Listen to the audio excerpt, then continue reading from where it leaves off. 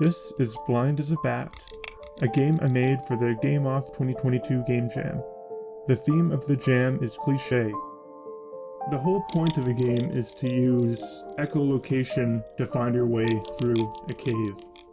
I originally had this idea of making a Mario Party style game where each minigame was based off of a cliché. The first idea that came to mind was a bull in a china shop. But I knew that one would be challenging to make, so I put it on the sidelines, and the first minigame I was working on was based around bad eggs. You'd be given a carton of eggs, and would have to find the bad eggs and sort them out and replace them with good eggs.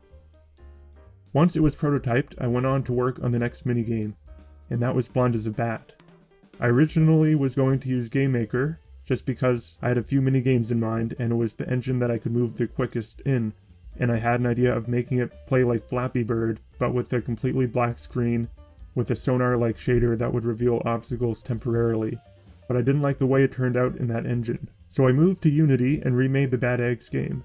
Once my progress with that game in Unity was at the same place it was in Game Maker, I went on to recreate Blind as a Bat in 3D this time, and spoiler alert, I enjoyed this idea so much in Unity that I didn't look back and decided to make this as one game.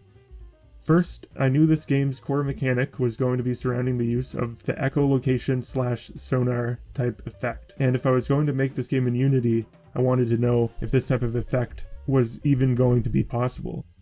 I found this video on a channel called Making Stuff Look Good that recreated a topographic scanner effect from No Man's Sky. I was able to reproduce that code in my game and get rid of the background color, skybox, and lighting, and all of a sudden the only thing lighting up my screen was the scan effect. Next, I needed a placeholder for a bat model, and there was only one place to get it.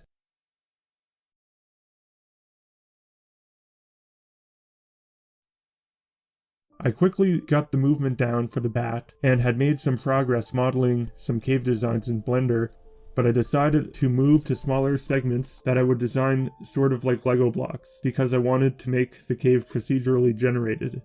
But I ran into some complications. I was using a Cinemachine dolly track to move the character through the cave, the idea I got from a Mix and Jam video on recreating Star Fox. And to procedurally generate the cave segments, I'd have to procedurally generate the track as well, which I actually figured out how to do by creating empty objects in a prefab that when created would interact with the script for the dolly track, adding new nodes to the track at the position of the empty objects. But there was a problem with converting world space to local space and vice versa when transferring data from the transform from the empty objects to the new track points. It's not something that is impossible to figure out, but with limited time I decided to scrap the procedurally generated cave idea and just hand make the level myself, which I'm glad I did, because it turned out, based on the feedback of friends that had tested the game, it made the game a lot more replayable and enticing to keep playing when you fail. The default cube's time had come at last. I needed a model for the bat. Instead of looking for an existing model of a bat like a smart person would have done, I decided to model the thing myself, and it was unnecessarily complicated, but I eventually got it done and it looks great in the game. Next was on to the sound effects.